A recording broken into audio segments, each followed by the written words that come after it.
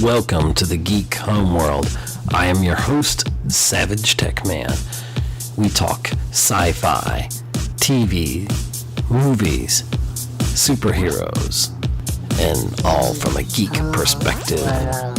You can find us on Blogger, Google+, Twitter, Facebook.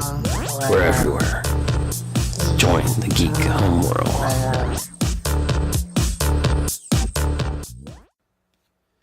This is Ed and Cheryl again, and welcome to our second full episode about Star Wars The Force Awakens. This one is full of spoilers, so if you have not seen the movie yet and would like to listen to the spoiler-free edition, you can download episode 16 on iTunes or directly at bit.ly/nospoilers8. We will give you a moment to stop this episode. Warned you we have, yes. If spoilers are here, your fault it is. They shot the Wookiee. Nobody shoots Chewbacca and gets away with it. But he was very brave. He was extremely brave. The doctor said so. Wow, what a movie. Yeah, I mean, it's fantastic, as we said in the spoiler-free episode. 16, yeah. Right, it brings back characters, and when we saw it the most recently in the IMAX, like every time an old character came back, everybody clapped and they went were crazy. just cheering, it's like yeah. It didn't matter who it was, Chewbacca, Han, R2, C-3PO. Leia, you know, they were just like, yay! So that was awesome. Yeah. But I really want to talk about the new characters. Let's go. Because they are really the heart of it. Yes. And so, you know, The next of generation. course we've got a brand new villain. Yes. Kylo Ren. AKA, or previously known as, Ben Solo. Yeah. He's been Solo a long time. Maybe that's why he's got daddy issues. Well, but we don't know a lot of his story still. I mean, we know that he's Han and Leia's son, Right. and we know that Luke was training him, and something went wrong. And he's not fully on the dark side yet. He's struggling. He's Right. fighting against the light. And he's got these daddy issues, and that father-son dynamic runs throughout the entire Star Wars mythos. But for some reason, he idolizes his grandfather, but not his grandfather Anakin. His grandfather, Darth Vader. I mean, not even his grandfather, the redeemed Darth Vader at the end of his life. Because the story goes that Luke was training him, and he ends up killing all the Jedi, except Luke, obviously. And so Luke goes away into seclusion. But why, why? To the first Jedi temple. Well, first of all, who told him about Darth Vader in the first place? If they hadn't even mentioned him? Where did he get the helmet? To tell him? Yeah, why has he got Darth Was Vader's he there? helmet? He said, hey, what's happening? Like, what's this little helmet? One day he was digging through the closet and he found this helmet and he's like, yo, Mom, what's this? And she's like, oh, let me tell you about your grandpa. Your grandpa was a bad man, but he turned good later and all that. And he couldn't act. But Kylo, when he was younger. You mean Hayden Christensen? Hayden Christensen. So, I mean, but Kylo Ren, I think, is really, was an interesting character study because he's still in conflict. He is. He's in transition, as we'll find out to episode 8, transitioning into something maybe more Darth-like. We don't know. Well, you felt like he wasn't such a great villain because of that. The thing is, when he took the mask off, all of a sudden I'm like, it's a whiny teenager. Well, but that's who Anakin was. That's who Luke was. Yep. I mean, he's not a teenager, though. He's not nearly as young as they were. Yes.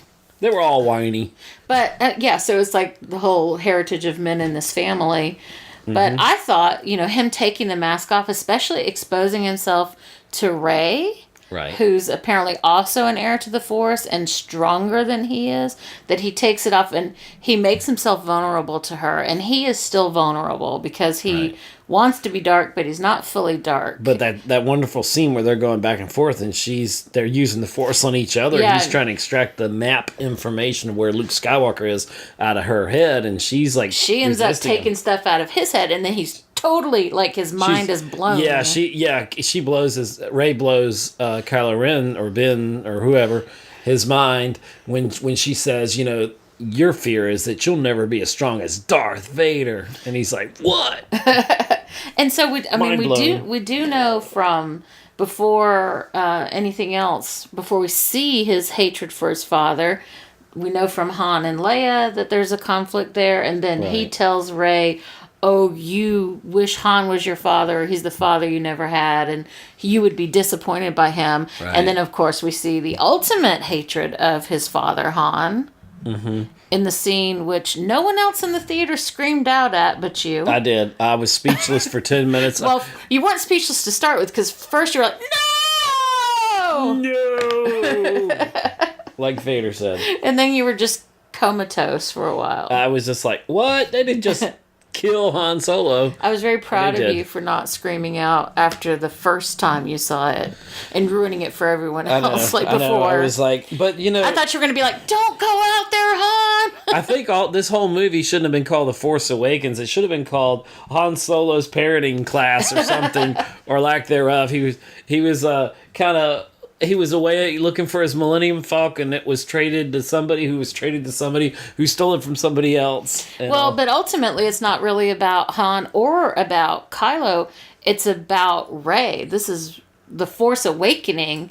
Is Rey the Force Awakening in her? Because apparently, like never before, did she realize she had the Force. She didn't even know the Force really was real. Right. Until now. And then once she starts discovering it, she just is like expanding, and, Kylo Ren says the longer we can't find her, the stronger and more dangerous she's going to be. She's playing around with her ability. She's figuring it all out. So we want to get to her before she gets too strong, definitely. Well, and we also know that Snoke is the one who lured him away to the dark side. But we also know he's not fully trained. And even at the end of the film, Snoke tells Hux, bring him to me so I can finish his training. Right. And an interesting theory about Snoke rolling around all over the internet is that Snoke could be Darth Plagueis. And one of the things I've seen people say, oh, he can't be Plagueis because Disney has said that the expanded universe isn't canon, but Plagueis is in the prequels. Yes. He's not featured as a character, but Plagueis the Palpatine Wise tells his story to Anakin, and so that does make Plagueis part of the canon. So I think we're going to discover. I for one we're going to learn hope that. to see that, and they even if you've not read the James Lacerno book Darth Plagueis, which now is not considered part of the canon of the books, but the backstory is very good with Tenebros, who breaks the rule of two that was established by Bane centuries ago, but all that's not necessarily canon now. But in the prequels, always two there are, a master and apprentice, no more, no less. Right. So right now the Force is out of balance because you've got Kylo, and then you've basically got Snoke. So you've got a master and an apprentice there, and then you've got Luke, so Rey's gonna have to become his apprentice because right now, Sith. They're more Sith. They outnumber the Jedi. As far as we know, right? Because we really don't know for sure what happened. Because the opening crawl calls Luke the Last Jedi. Well, I guess so. Yeah. But they say Kylo destroyed what Luke had built, but I don't know that necessarily means he killed all the other Jedi who were being trained with him. Well, actually, it showed them all laying. Remember, they're laying in the field when Rey touches the lightsaber and she. Well, they're all there. Yeah, but what are they? Are the Knights of Ren former Jedi? And then what happens to the Knights of Ren? And in her Force vision, only Kylo is holding a lightsaber. So is he the only Jedi Knight of Ren? There's just a lot there that they can still explore. Episode 8 is just going to have a lot of flashbacks, but filling in a lot of the blanks. Yeah. I just already sense that. Well, and I wonder, the other thing, though, that's going to be, not only we have to learn more about Kylo, but there's still a lot of mystery about Rey. We know that the Force is strong with her, but we don't have any idea why. What is her origin? Somebody dropped her off on Jakku. Right. Who dropped her off on Jakku? And there's somebody holding her arm, so she was not just abandoned there. She was given to someone. Right. But that someone is apparently I gone. wonder if that older lady, when she's shining the parts, she looks at this. But it was a very human wrinkled- hand. Well, that lady was human too. No, she wasn't. I thought she was. No, She I just don't think looked so. very She was wrinkled. some other kind of alien that was very but, wrinkled. well, even then, So, but I personally think the reason that the Force is strong with her, and the reason that the Force is stronger with her than with Kylo, is because she is Luke's daughter. Somehow, we're gonna find that out. and I'll give it to J.J. Abrams. He Unless Yoda had a baby. who knows? She'd be a little green, I think. A little green in the gills, but J.J. Abrams has very strong female characters, and Rey definitely shines in this. She kind of comes into her own, as you've said, the Force Awakens in her. Well, I mean, but that's the other thing we don't know is like clearly either she didn't realize she had the Force or she didn't have the Force. Like it came to her suddenly in the end. Snoke says, "There's been an awakening. Do you feel it?" And Kylo says, "Yes." The dark and the light. And so this is just the beginning. It was very and she interesting grows to very me. quickly. Maybe a little disheartening at first. The first time I saw The Force Awakens, that she could pilot the Millennium Falcon so well. Yeah. She can do did that was- anything. apparently- She made bread just by stirring her fingers in the water. Well, whatever those food packets they got for trading in parts that she scavenged. Well, and then the other origin story that we don't know is Finn. Finn, yeah. I mean, he tells the story that he was taken from his family as a child to be raised as a stormtrooper. But, why did they put that in there? Unless there's going to be more to that story. I'm just betting because I just am that he is Lando Calrissian's son. Well, I mean, there's only one black guy in the first series, so if there's only one black guy now, he must be the son of him. I don't. So do is not Samuel know. L. Jackson the father of Lando Calrissian then? That would be awesome. And Samuel Jackson would come back in 2 seconds to do that, definitely. Well, the other thing I wonder about Finn's backstory is not only who is his family, but who took him from his family. And I kind of wonder, was it Phasma? And if that is adding to his animosity towards her. A character in this movie that honestly was so underused that she was almost unnecessary. I mean, other than being looking awesome. Well, but you never got to see actually Gwendolyn Christie's face. She Yeah. never was able to act with her face because she's Right. always in the mask. I have to think she escapes the trash compactor, and we're going to see her again. Right. And discover more about who she is and what her relationship is to Finn, if there's more relationship there than what we saw. I mean, because Exactly. otherwise it's a tremendous waste of Gwendolyn Christie. We really expect to see her. Now, she's already established as a female warrior in Game of Thrones as Brienne Right. of Tarth. She's awesome in that. Then we need to see her there. So, and of course, the other new character who everyone loves, BB-8. I worried because I didn't see any R2-D2 until, he finally awakens. And I thought BB-8 could be a little childish like, but BB-8 was fun. BB-8 was a lot of fun, but BB-8 had a relationship with C-3PO, had a relationship with R2-D2 because it's BB-8 who goes over and tries to wake someone him listens to a droid. Well, but it's interesting because BB-8 clearly knows R2-D2. D2, yeah. Which isn't explained. Well, but C-3PO tells him, he's been asleep. Well, yeah, so why doesn't BB-8 know that? Some plot holes, but... And one of my workmates called BB-8 a puppy. I mean, BB-8, there's just so much... We talked about this in the spoiler-free episode. We talked about the humor in this movie quite a lot. There's a lot of humor. Yeah, Ray, the big man, or whatever, with the Resistance, remember? Excuse me, Finn. Finn, yeah. was the big... I'm a big deal in the Resistance. Big deal in the Resistance. Yeah. Finn is great. You got a boyfriend, a handsome boyfriend? It's awesome. And BB-8 is very funny. Yes, BB-8's awesome. Now BB-8's master partner, I don't know, Poe? Poe Dameron. I mean, clearly Poe's important, and he's the biggest pilot, blah, blah, blah. I guess he's the new Han Solo. Awesome. Yeah. But I don't really care. I don't care about his backstory. I don't care about his future. But he's got this romance going with Finn. Maybe to Rogue One. I don't know that, but maybe they'll explore that I mean, I'm next sure year. I'm sure he's going to I don't continue. He's going to expand. I'm sure other people are like crazy about Poe, and it's not that.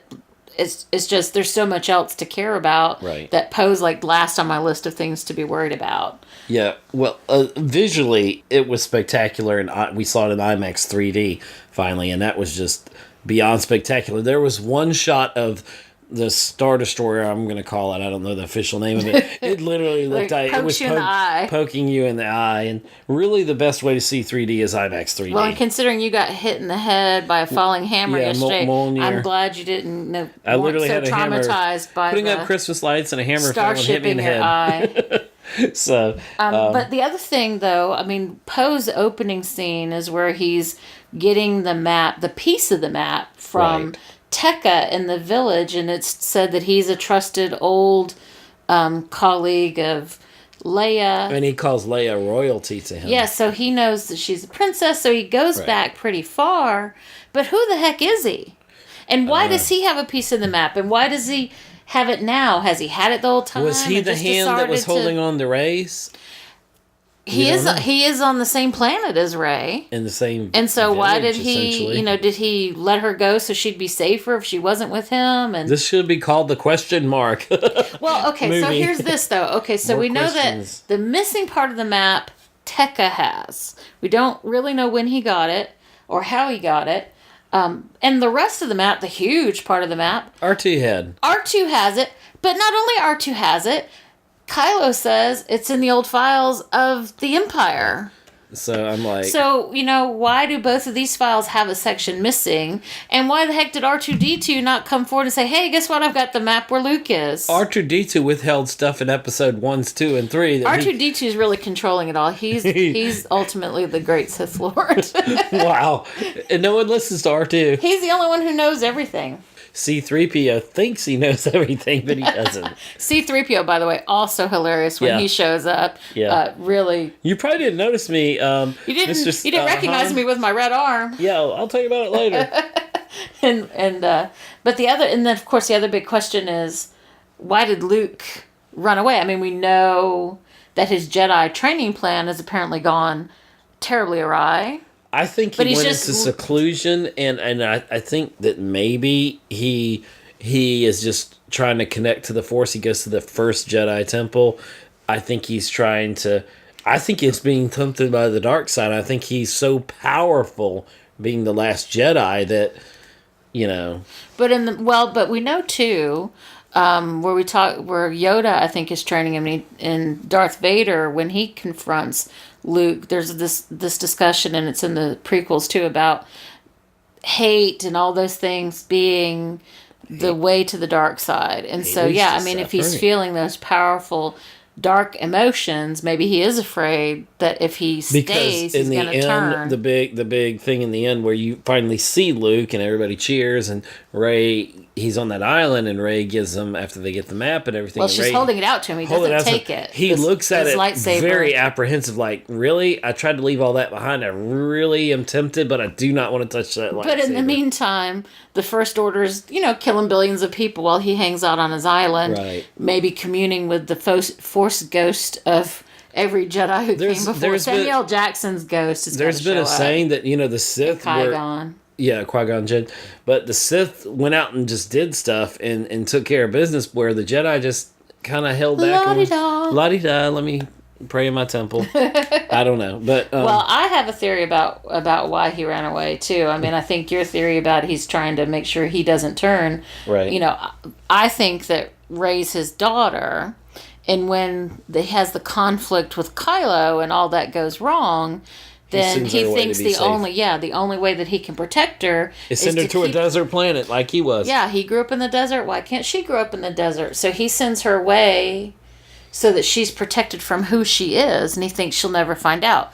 But he places a safeguard for her to be able to find him and says, okay, R2. Right.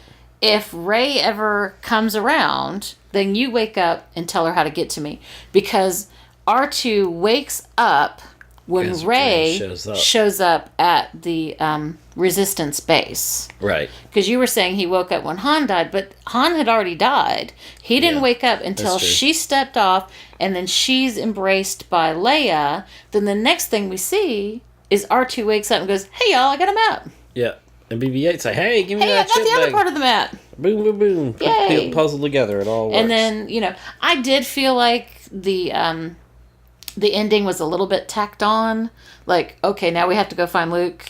Well, it could have been. But it was still beautiful. I mean, it was still beautiful. I just gorgeous, thought in the narrative, it was like I thought the it was story has very reached a important, climax.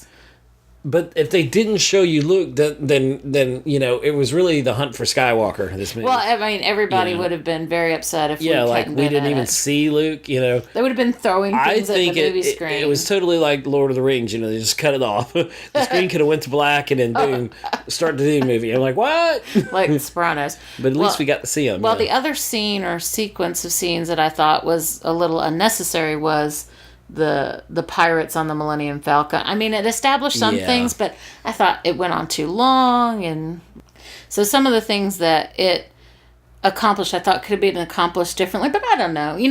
Altogether, I think it's a fairly flawless film. I think it pays homage to its own history. I would really like to go back in time, let J.J. Abrams direct the prequels, or, convince Disney to go ahead and redo the prequels. Let me give you my point of view on it. I wholeheartedly agree with you, but I won't hate on George Lucas. Not that you're hating on George Lucas, but after watching who? the Lucas, now he's not relevant anymore. He is relevant. He'll always be relevant. He still created this. But the thing is, the house that George built, JJ improved upon the house and he updated it. And Episode 7 feels like it fits in perfectly. It makes the prequels look a little bit silly to me. The prequels already looked silly, but okay. there are some intense moments in there and some good moments, but still. Moments. So, how long do I have to wait until I get to find out more about Rey and Ren and Finn? So you only have about a year and a half until we find out what happens next. That's much better than the 3 years between the original films. With the messed up Skywalker solo families and their destructive impact on the galaxy. So we'll see what happens. Can't wait. And God bless you, J.J. Abrams. May the Force be with you. And with us all. Thanks for listening to another episode of the Geek Homeworld podcast with your host, SavageTechman. You can find us on Libsyn, Google+, follow us on Twitter, like us on Facebook, listen to us on iTunes, see us on YouTube, be part of our Mixler chats. Thank you. See you again on the Geek Homeworld podcast.